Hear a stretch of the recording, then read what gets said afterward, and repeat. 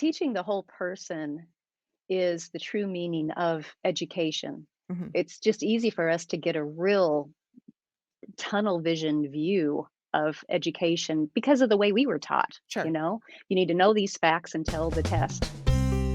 Hey everyone, this is Yvette Hampton. Welcome back to the Schoolhouse Rocked podcast. I am back today with Sonya Shafer, and we are having a great time talking about Charlotte Mason. But first, I want to thank our sponsor again, CTC Math. If you guys are looking for a great math program, go to ctcmath.com. They are an online math curriculum. It's interactive and it's fun. Your kids will really enjoy it. They explain it. They can go back and re-listen to the lessons and have it re-explained over and over again as many times as they need. And it is just a fantastic resource for any family. And you can try it for free. Go to ctcmath.com. This is part of our homeschool survival series. And so it is so fun getting to break down all of these different teaching methods that we use. Whether you know you're using a teaching method or not, you are using some form of one of the five main teaching styles.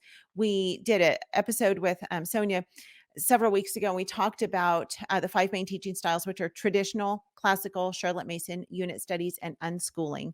And so we're breaking apart all five of those and what that really means in your homeschool and how you can best use these. So thank you for being back with us again today, Sonya. This has been such a fun discussion this week. I love talking about these things. One of the things that I've heard you say, and I know it's one of your kind of taglines, is teach the child, not the curriculum. Yes. And did you say that or did Charlotte Mason say that? I think you said that, right? No, I said that. That's Yeah, your it is a okay. summary. Yes. Okay.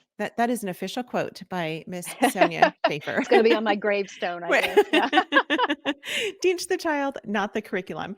And one of the ways we do that is by teaching our kids good habits. And I know that in the last episode we talked, or maybe it was the first episode, I can't remember now. We talked about shaping the whole child, shaping them as a person, and not just dumping facts into their brains. They they need to know some facts as they're going through life, but it's not just dumping a bunch of facts without any context behind it. They have to understand why they're learning the things that they're learning. And so how does I just want to dig a little bit deeper into that as far as forming good habits and not just giving them information for the sake of giving them information. So how does Charlotte Mason approach that? Yeah. Teaching the whole person is the true meaning of education. Mhm. It's just easy for us to get a real tunnel vision view of education because of the way we were taught. Sure. You need to know these facts until the test. And so often it would be remember these until the test, and when you're done with the test, then you jettison that Right. load Yep. and get ready for the next dump of facts. And when you graduate, you You don't pretty remember much just anything. no, you don't. In the meantime, many of your experiences have been shaping who you have become. Mhm. And so Charlotte really wanted us to look at the whole person, that it's not just about knowing certain facts. Mhm. It's about they need to have personal relations with God, Yep. with the world around them that He has made, and the irrefutable laws that He has put into place in math. And, all of these things relate back to God, and to have knowledge of fellow human beings on earth whom God has created. Yep. And so that larger view, the fourth aspect of knowledge that our children need is a knowledge of themselves. Hmm. We all need that. Part of that then is learning about, as we talked last time, or maybe two times ago. I'm with Yeah. you. I'm forgetting. We're just having Yep. such a good conversation. We talked about how ideas are always coming at you, and will stands at the door to your heart and mind. And as the ideas come, he decides which ones to let in to influence your thinking and behavior and which ones to reject. And that he has two advisors to help him, conscience and reason. He doesn't depend very much on reason Uh-huh. because you can argue yourself into or out of anything if you want it badly Sure. enough, you know? So you can't really depend on reason that much. But we need to educate the conscience Mhm. to help make those decisions. And so a part of knowledge of yourself is knowing your weak areas and your strengths and instilling good habits in your child Right. is a huge thing because the good habits take some of that pressure off of making all those decisions. Should I obey mom this time? Right. Should Always. I obey completely this time? What might happen if I don't? And going through all of that effort of making a decision is it's a huge burden to put on that child. Yeah. Where if they're in the habit, we train them in a habit of obedience instead. That takes away all of that effort of decision until their will has been strengthened enough to Mhm. choose to do what is right even when it's hard. Right. That's a strong will, Yes. being able to do what's right even when you don't want to, Yeah. even when it's hard.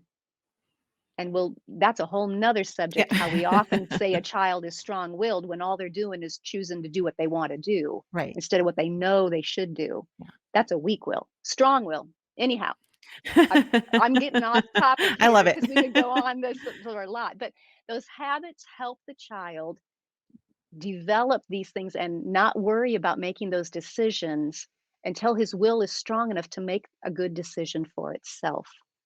So, part of educating the whole child is instilling good habits. And that's another reason I loved the Charlotte Mason approach Yeah. because it took into consideration that whole part of the child.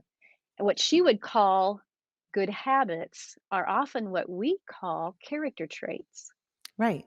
You look at her list of Okay. habits, there were 60 that she listed specifically or mentioned specifically, and Okay. they were things like obedience, Mhm.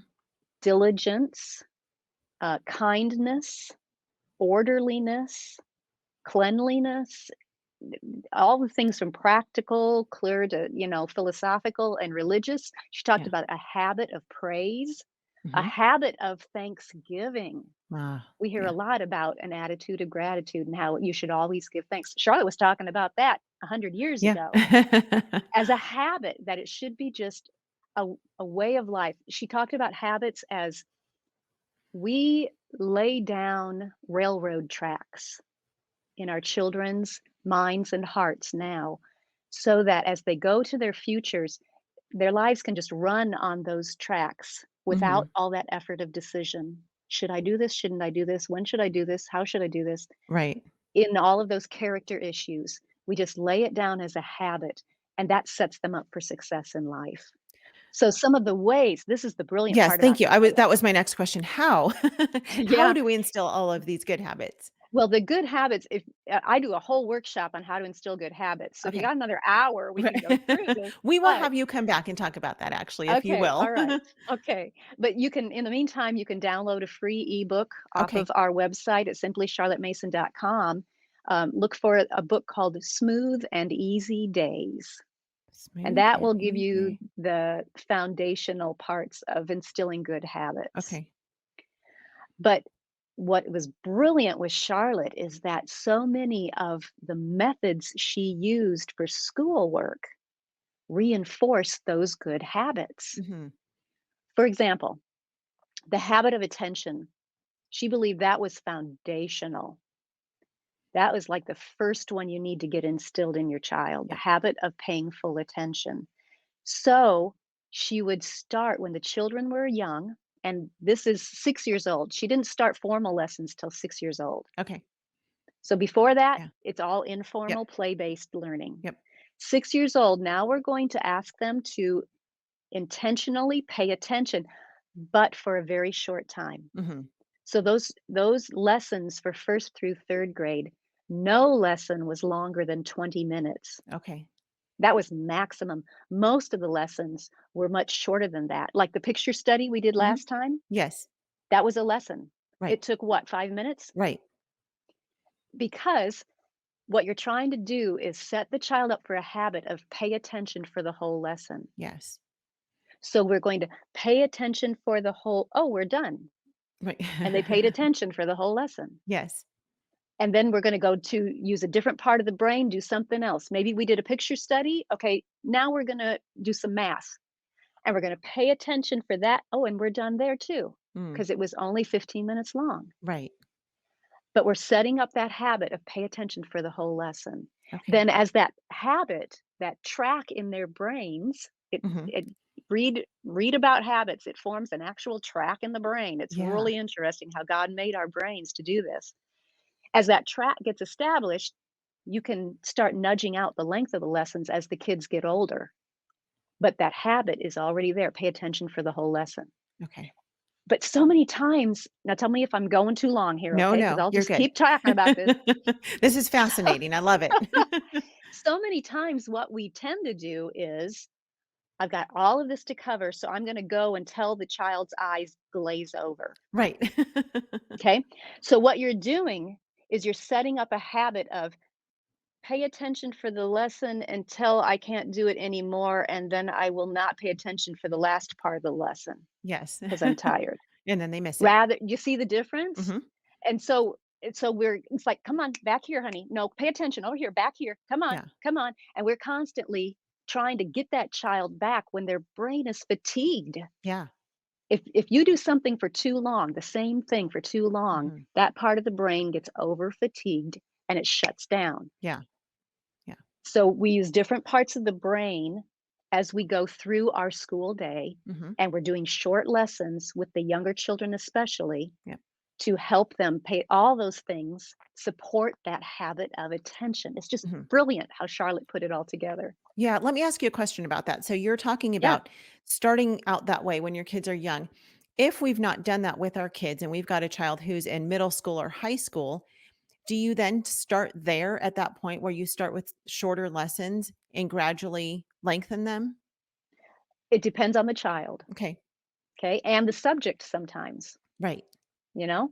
Some children at that age might not have a problem paying full attention for it. Now at that age, 4th through 6th grade, no Mhm. lesson was longer than a half hour. Okay. Right.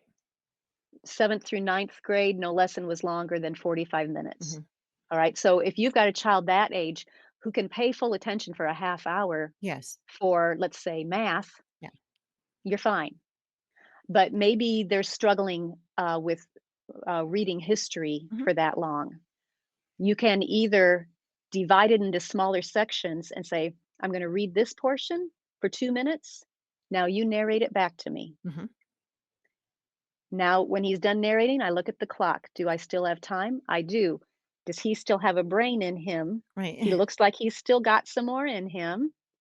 I'm going to do another section, have him narrate back to me. Look, are his eyes starting to roll in back in his head? Is he Mhm. having trouble paying attention? Then I'm going to quit. Yeah. The idea is to stop before Right. their eyes glaze over. Yep. Yep. So it depends on the child. Okay. Ah, you don't get this stuff in a classroom with 30 other kids. No, no, No. everybody has to go at the same rate and you plod along. Exactly. The other thing about full attention that in Charlotte's methods is that they get one shot at it. Mhm.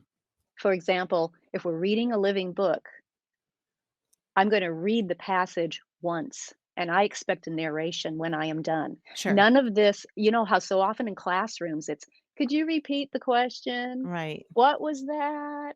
And everybody, the people who were paying attention are bored out of their skulls. Right. The ones who were not paying attention are getting rewarded for not paying attention because Right. they get another chance at it. Right. Where with Charlotte, you get one shot at it, but we don't want to frustrate, so we keep it short. So Yes. set them up for success. They can Yeah. do this after one time Yeah. if they put forth the effort to pay the full attention. And for those kids who are really struggle, like with ADD or something, Mhm. take that into consideration. Maybe the section you read is going to be one paragraph. Right. If that's as far as they can give attention in one time, Yeah. then don't push them over that to frustrate them. Again, Yeah. teach the child, not the curriculum. I love it. Let's take a quick break. We'll be right back. What we do at IEW is break through the noise of the grammar and the writing prompts, and we say, this is what you do, step by step. And I've witnessed it over and over again, both watching Andrew teach and hearing from parents, this is the best writing program. We've made it so easy and made it really affordable. So any mom can teach writing to their children using our course, and we guarantee it. To try 3 weeks of free lessons, visit IEW.com. We are back with Sonya Shafer. And this is so fascinating. I love talking about these things. You talked about good habits, and those are basically character traits that we're teaching in our kids. And you said she has 60. And then you mentioned one, which was starting out with paying attention. I'm like, where are the other 59? Is that you mentioned your free ebook, Smooth and Easy Days? Mhm. Are those They listed in are there? all 60 are listed in there, but here Okay, is the thing. If you get nothing else out of this today, this is what you've got to hear. Are you ready? I'm ready. One at a time. Okay, Okay? one at a If time. you go away from this and you say, "All right, I got my list of 20 habits. We got it. Oh, we are going to work on the," you're going to drive yourself crazy And your and your kids. kids too. Yeah. Yes. So instead, pick one habit, Mhm, go to work repeating what you want from mhm. that habit for 6 to 8 weeks, two Okay, months. Okay. gotcha. Work on that one habit for 2 months, then choose another habit and start going. Now, if you do that, okay, here's a simple math word problem. Are you Okay, ready? got it. Oh, If please it don't make me takes, do math. no, it's okay. It's all right. Okay. Breathe. You're going to be fine. If you can instill, get one good habit up and running, but get Uh-huh. that plate spinning in Yep. 2 months Mhm. for one habit, how many new habits could you get in place in a year? 6. 6. Yeah. Would See, your I did home math. be different? You did great. Would your home be any different if you Sure, had 6 new good habits up and sure. running in the next year? I mean, would it be any different if you had just 2, the habit Right. of attention and the habit of obedience? Yes, yes, absolutely. So just focus one at a time, Okay, got it. spend 2 months getting that one habit in place, and then, keep that plate spinning, give it a glance as you start working on the next one, Uh-huh, and if that plate it gets a little wobbly, might uh-huh. need a little spin, fine. We keep an eye on the ones we've already established, Mhm. but we focus on just one at a time. Love it. Intentional parenting, that's what it is. Exactly. I love that. Okay, we only have a few minutes left, but I really wanna ask really quickly, walk us through what a typical day might look like using the Charlotte Mason method. And then at the very end, I want you to just recommend like your top 3 books that you would recommend for Charlotte Mason. Okay. Um, a typical day can look however you want it to look. Okay. But in with our curriculum, we like to keep all the students together for as Mhm. many subjects as possible to make it simple. Yes. And remember the idea of the short lessons and alternating using different parts of the brain. So we're Mhm. not going to sit and read, narrate, read, narrate, read, narrate, read, narrate forever, amen, in Right. a row. Okay. It's going to be spread out with other things in between. And it's the same for your week. Not Mhm. every day is going to look the same. All right. So we might start out with all the family together. We're going to read our family history book and have them narrate. And then we might move to our scripture memory. Mhm. We're going to work on just 5 minutes on our scripture memory. So we're using a different part. We're not doing the read and narrate. We're Mhm. just doing recitation of memorized verses. Then we might sing a hymn. So now we're using the singing part of our Mhm. brain. Then we might do a picture study. So now we can come back after that and do another read if we need to, do Mhm. another read and narrate. So maybe we'll do geography at that point or something. After we've done our family together stuff, then we're going to spread out and do our individual student stuff. And really, the only things that need to be done individually at grade level are the language arts Mhm. and the math. Right. And then the upper level, like high school level sciences. All right. Mhm. So we'll work those out. Maybe I'm working with my first grader on doing a 20-minute math lesson. And while I'm doing that, my third grader might be um, doing transcription, which is handwriting practice Mhm. for just a couple of minutes. They're not going to do it for all 20 minutes. Right. They might be doing that for just a few minutes, and then they get to go practice piano downstairs or something, Mhm. while I finish the math lesson. You know how it goes. Sure. Just all these kids going. Your older one might be reading an additional history book on his grade level. Mhm. That's the same time period as our family history book and doing a written narration on it. All right. So then later on, after lunch, maybe we will go outside to do nature study. And we Okay. can be outside as long as we want to, as long as our schedule allows. And then at our house, 3 o'clock was always snack time. And we would read aloud a book from our literature, or I'm sorry, a chapter from Mhm. our literature book all together, whether that was Heidi or Black Beauty or just one of the classics, Little Yeah. Women or Pride and Prejudice or anything like that. Read that together. But then maybe the next day, we wouldn't do picture study, we'd do music study Mhm. instead. And instead of nature study, we would work on handcrafts. Yeah. And instead of singing the hymn, we might do a poetry. So it will be a nice variety, always short lessons. At the most, it's going to take you an hour and a half to get through all of the family together subjects Mhm. per day. Okay. Hour and a half, you're done. All you've got left are the math and language arts for the individual kids after that. Okay. Love it. Do you have sample schedules? I know it's different for every family, but do you have sample schedules on your website that could help, especially the new homeschool mom who's trying to figure out how to make this work? Yeah, and it's broken into almost modules, so you can take just as Okay. much as you want. It's not an all or nothing thing. Sure. So if you want history, geography, and Bible, Mhm. that's one module, and it will give you some sample schedules for that. If Okay. you want all the other family stuff, that we call them enrichments, the fun stuff, the picture and the music and the Mhm. nature study and the handcrafts and all that good stuff, that's another module. We give a schedule for that. And Okay. then if you want those individual grade subjects, Mhm. we've got different modules for those as well. Because again, you're tailoring the lesson length depending on where the child is. Yeah. Love it. Okay. We'll put links to those. Last question. Books. Give me your top 3 books that you would recommend for anyone who's looking to do Charlotte Mason or already doing Charlotte Mason. Hmm. That's probably hard. And Okay. I'm not talking about literature. I'm talking about books Yeah, that will help how-to to books. understand. Yes, how-to books Yeah, that would help to how understand to the learn how Charlotte to do Mason. CM. Okay, I'll tell you the two that I learned from back Okay. before there was internet around. Uh-huh. When I decided to do Charlotte Mason, I found a little green book called A Charlotte Mason Education. Okay.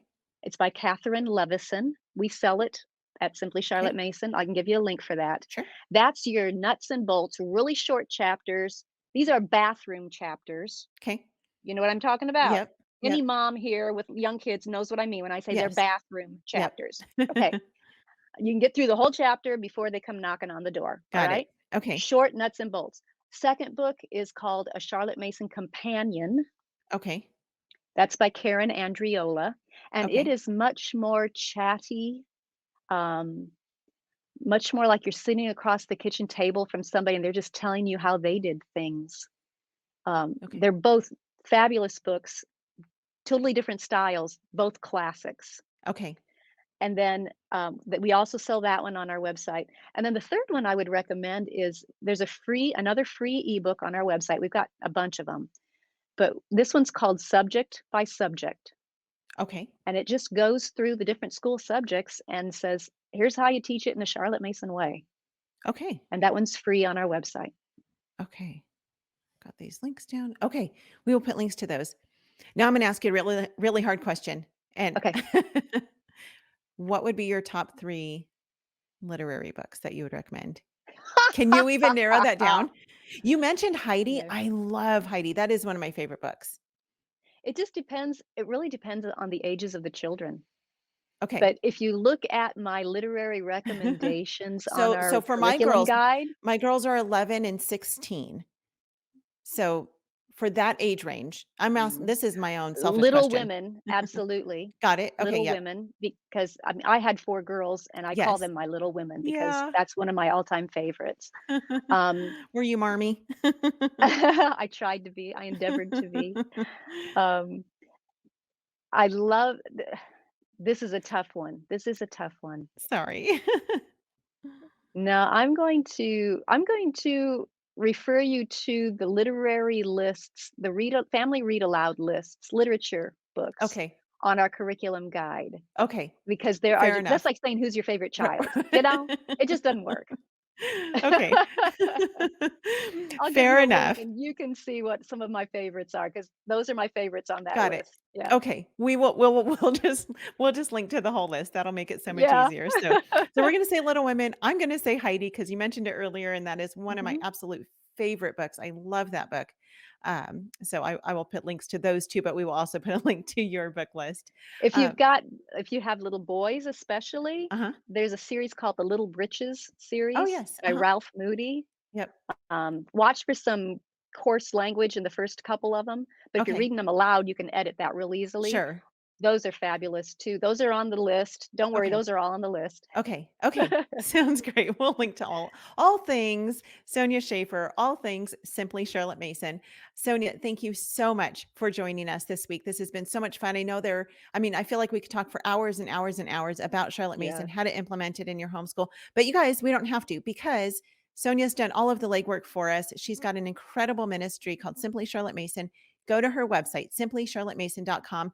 I will put all of these links in the show notes to what we've discussed in this episode, but go explore. She has so many more resources on there that I know will be a blessing to you guys. And Sonia, are you planning on being at a couple of homeschool conventions this year?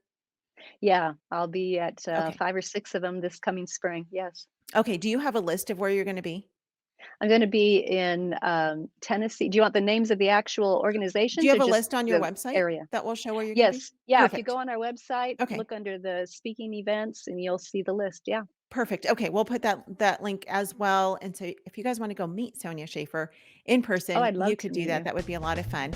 Yeah. Thank you guys for listening. Thank you so much, Sonya, for being with us and for your encouragement and just sharing your knowledge with us. It's been a really exciting week. You Thank guys, you, I've had a great time. thank you so much. Thank you for joining us this week. It is such a pleasure to be with you. I am always so honored to know that you are spending part of your day with us when you could be spending it listening to so many other podcasts.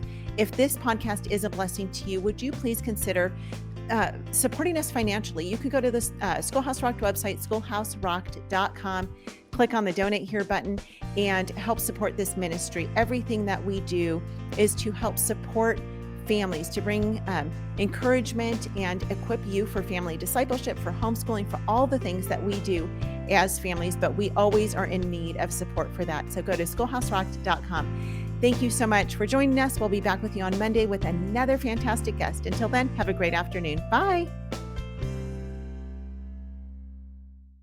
You know, what we've got to look at is what does the Bible say about how we're to train kids? What does the Bible say about what is the educational methodology that we should use? What's the priority in education? Who's in charge of that? Who ultimately is responsible for the education of your kids? At the end of the day, education is discipleship, and this is something I didn't understand until I was probably 3 years into homeschooling. The Bible teaches us in Luke 6:40 that when a student is fully trained, he will be like his teacher. And as we look around the culture right now, I think it begs the question, who is teaching our children? Who is teaching our children, and what are they teaching our children? My very first instinct is to protect that child, right? It is our natural instinct as parents. And yet we set that instinct aside when we send our children to school. And to me, the primary benefit of having my children home with me is I am able to impart my worldview to my children to help them navigate what's happening around them from a biblical point of view. And then we incorporate academics into it, right? We begin learning science and math and history and reading and language. And as we do that, it begins to weave a wonderful tapestry that makes our family stronger because we've learned these things together through the grid of Scripture. And when our children graduate, then we have confidence that we have taken every opportunity that God has given us to shape the hearts and minds of our children so that they can go into adulthood and serve the Lord.